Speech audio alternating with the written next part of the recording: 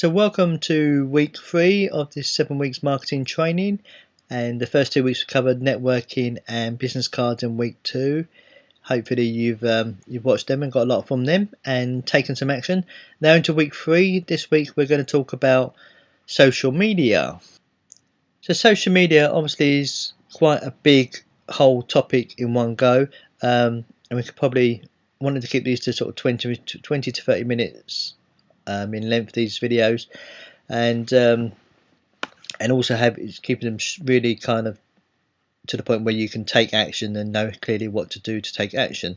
So social media is really one of those where we could literally be sitting here talking for about 6 or 7 hours, probably just on one element of social media in itself. So I'm going to keep it quite generalized across social media, but just pick out some key things that you can do to start generating clients from using social media. One thing I've always said that's from the technical side and with knowing how to do this and do that, it's not something I get involved in. What I am sort of kind of expertise in social media is actually engaging with people through social media and how to use it as a marketing strategy. But the first thing really important is decide what you want to be active on.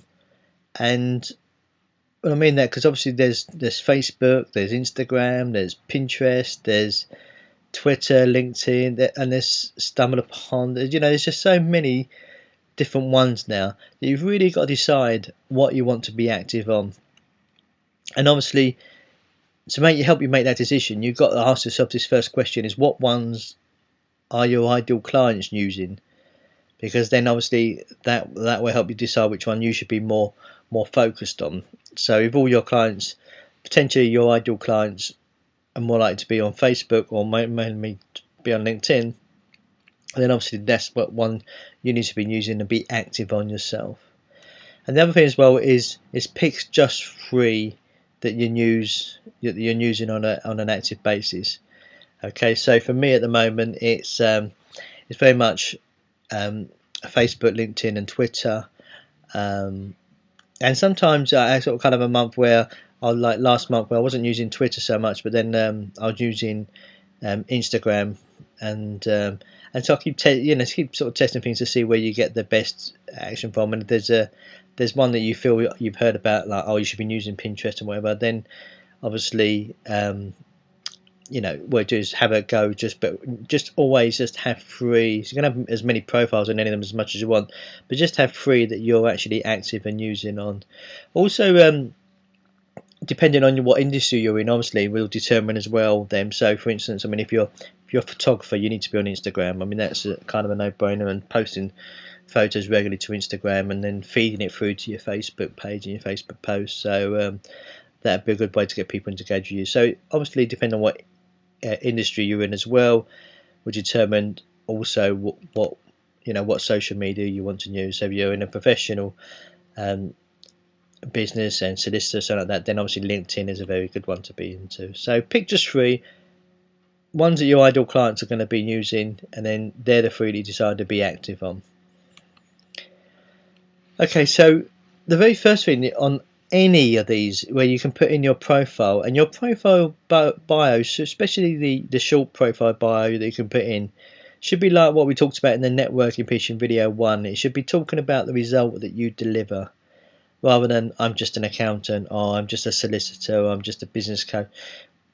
Talk about what the actual result is that you deliver.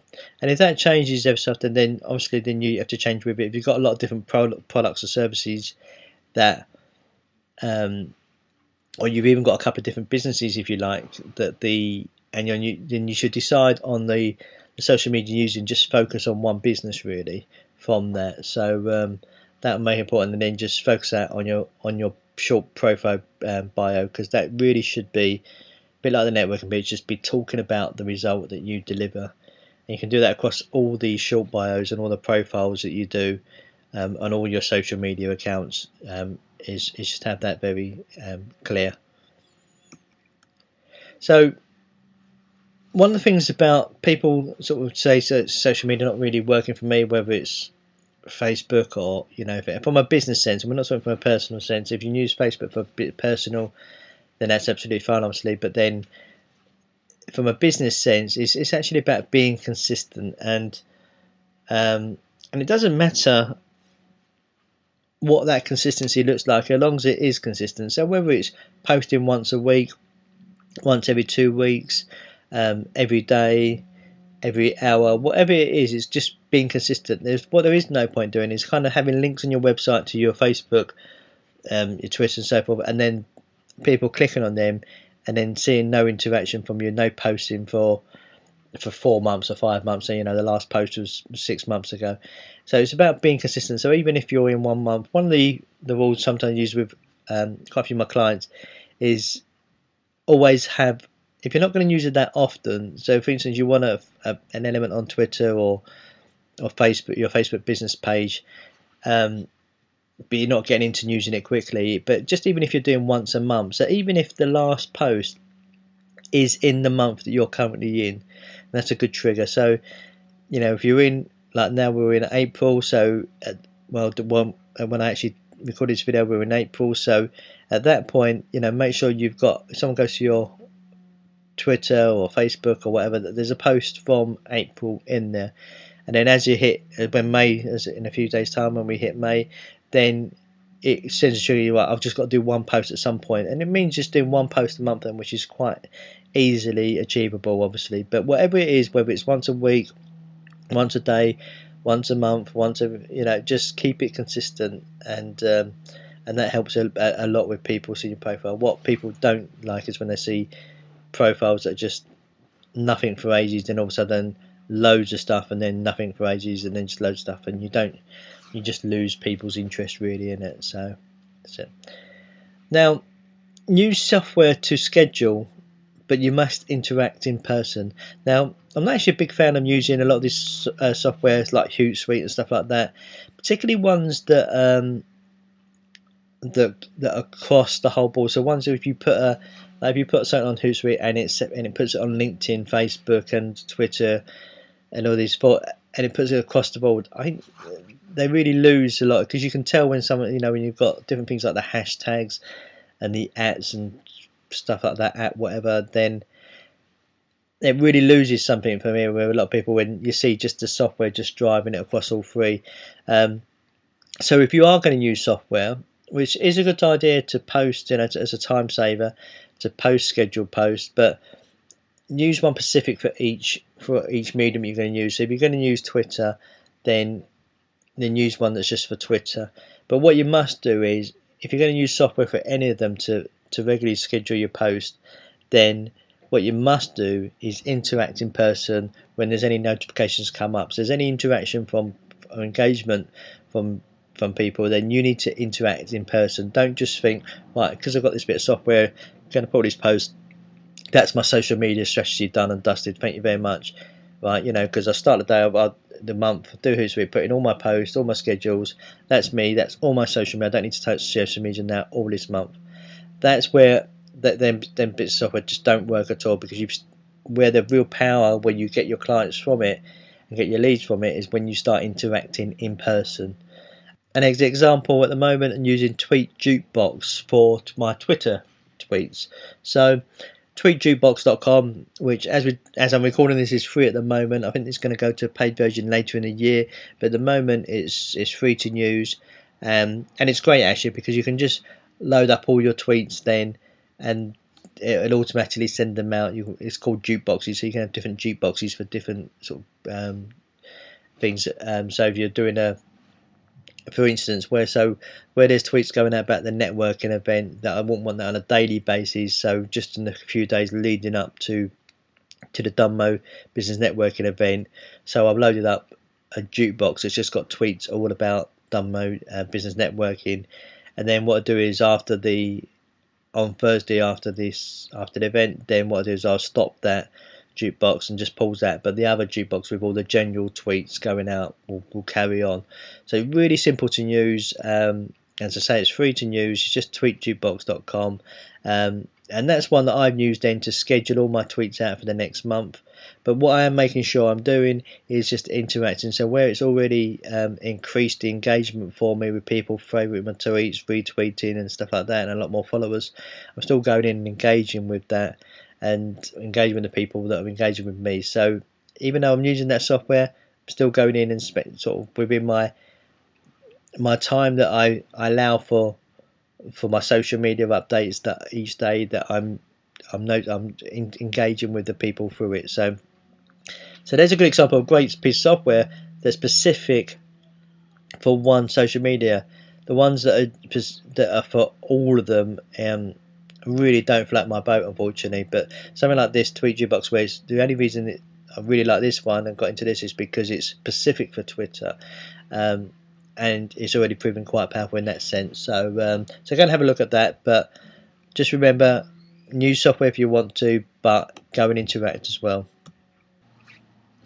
So what I want to look at now is about increasing engagement, because this is the part that gets you clients through social media, is when you have engagement through your followers, through your friends, through your contacts and everything. But it's having that engagement that really drives clients and leads to you, because what they do is when people engage with you, they then go and look at your profile or your website or stuff like that. And so this is really what does it. So as there's so many different social media ones there, can't really cover them all out. So these are just kind of free tips here about increasing engagement really across any social media platform really. So the first one is mix up the content that you post. And what I mean by that is, it's no point, even if it's tweets to Twitter for instance, no point just doing quotes like these. I see these ones that people do quotes all the time. There's no point doing quote after quote. Mix it up, do here's a video, link to a video, here's a link to the blog. This is, or just a short thing. The same on Facebook. Don't just do the same type of post all the time. Do videos and pictures and then short posts and then long posts. Really mix up the content so it really drives some variety amongst it. When people do the same content all the time, it's the same type of post or the same type of tweet all the time, it just kind of gets really boring for your people, and so you don't get any engagement really from people. What sparks imagination and gets people to engage is when you actually mix up the content that you post. The second one is interact at different times each day.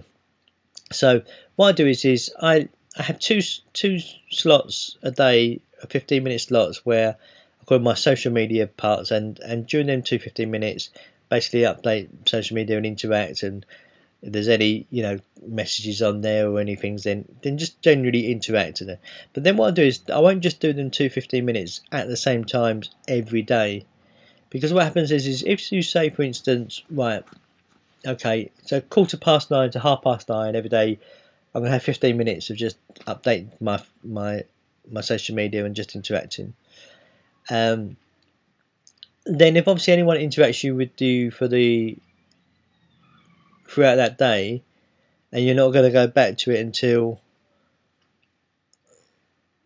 the 9:15 in the next morning, then there's only going to be a certain amount of people that you're going to be a long time basically for interacting. So the people that were interacting with you and engaging with you, are kind of, that moment has passed now. But what happens is if you only do it at one particular time and you stick to that time each day, then you miss out and you only interact with other people at that time, and so you kind of you miss out on that interaction with people and that engagement. If you mix it up, it's really adds to the engagement, because you get through to what happens is over the time of the week, you actually get to engage and interact with a lot more different people than you would just by sticking to the same time every day. And so it really stretches how many people you engage with and increase that engagement up as well. So just interact at different times each day. Don't always do it exactly the same time. And even if you use a bit of software to schedule your tweets and your posts, then don't just schedule it exactly at the same time. Just mix it up a little bit of when you schedule it as well. So even do ones in the evenings and that. And you'll be surprised. I mean, I remember once I kind of I scheduled a post actually, and by accident, what happened was I was using a piece of software to schedule all the posts, and by accident, it went out at Sunday at 9 o'clock in the evening, and it was basically supposed to go out on the Monday at 9 a.m. But where it was on the time setting was wrong, set up to American time setting or whatever. So anyway, when it ended up going out Sunday at 9 p.m. and it actually turned out to be, there tended to be a lot of engagement and a lot of interaction from it, and it was at the time for a spell it was one of the biggest interactions that I had on one of my posts, and it just shows you that where I think, well, okay, no one's obviously interacting with social media at this time. There was a lot of people, so I've never ever engaged at that time before, but there obviously was a lot of people that I was missing out on, and so it can be really powerful like that. So just vary it up at what times you interact in each day. So the third one is respond to all comments, and even the negative ones. So regardless of if it's on LinkedIn, if it's on Twitter, Facebook, whatever it is, whatever one you're using, respond to all comments, by just saying by thanks or liking them comments that people make. If people share your post, then go in there and say, and thank them for the sharing. Now, one thing it does is, it's interesting with Facebook particular, this is actually quite powerful, because when you respond to, if someone shares your post on Facebook, and say they've shared it and it's 2 hours after you posted it, and obviously when you post it goes on everyone's news feeds, then someone shares it a couple of hours later and it goes on their newsfeed there. So then you comment on that share by saying thank you for sharing. That actually makes that post hit the newsfeed, your newsfeed, and their newsfeed again. So a lot of people, like, there used to be a thing on Facebook which is really bad, which is horrible, when people used to just write bump on the posts, machine groups to get it put back up to the top. And just annoys people really. So it's great, but this is a great way of doing that, but in a nice way actually, and it gives your post a lot more reach as well. So because you're hitting other people's, one of the things you're doing, you're hitting people's news feeds again. The other thing, particularly on Facebook, is that Facebook see that there's actually some interaction in your post, even though it's from you and someone else. They see some interaction in your post, and that makes it put their newsfeed out puts that post on other people's news feeds as well, display it on their newsfeed. So quite actually really popular for that. For Twitter, it's great if people retweet your tweet and stuff like that, or you or they make a comment and you comment back. It's great because what happens is it really there's some sort of curiosity where they go and look on your profile, and I get a lot of click-throughs where I analyze all my clicks to my website. There's quite a few click-throughs that come through Twitter, through my profile page, rather than the actual tweet itself. They go to the website from the profile, and it's where they've gone to look at your profile and can't help clicking on the link in your profile. So respond to all comments, and as I say, even negative ones, but don't get into a slanging match. Don't get down to their levels. Just really try and be the bigger person. And but the fact that you respond to any negative comments, really other people will see that, and especially if you can do it in a mature way and not in an immature way. And at the end of the day, as Taylor Swift said, haters are going to hate, and so I'm actually quoting Taylor Swift on one of my videos. How great. Down with the kids and all that. So, but haters are always going to hate, and you're not going to stop that, but don't just drop to their level. If anyone makes a negative comment, you can just be really strong. Well, that's your opinion, and that's fine. Try and, if you have to defend it, but just don't drop down. Do it in a mature way. But these are the three things that really do increase engagement in, whether it's Twitter, whether it's LinkedIn, Facebook. I really do. So that's the action points I want you to take away: is mix up your contents of your posts and your tweets, interact at different times during each day, and respond to all comments from now on. And remember, the other big one to go with this is just be consistent about when you do posts. So whether it's once, it doesn't matter about the time, but as long as it's once a day or once a month or once a week, or once every other week, wherever it is, just keep consistent. So good luck with that, and increasing engagement is definitely what delivers the clients through social media, that's for sure. Okay, so week 4, next week's one, is all going to be about collaborating, and as you may know, it's probably called joint ventures. As people say, it can be very powerful, has its pitfalls, but also has its big pluses, and definitely a great way as a marketing strategy for small businesses, particularly to start building their client profiles up. So hope you're looking forward to that one. And thank you for listening. And remember, if you want, with the Get Leads, Get Clients program, now I've done a video actually about it. There'll be, if you want, there's a video below. There'll be a link to a video below this one. Yes, another video, unfortunately, but it's another video which will go through the 6 actual stages of getting leads and getting clients program. So if that's something I'm interested in, then have a look at that and drop me an email if you want to, or get in touch. And hopefully, if you're watching this tonight before we've got the Dunmo Business Networking, if you want to come and meet me live in person, then you're welcome to come along to that. There'll be details somewhere, I'm sure, about that. So look forward to seeing you next week. Bye.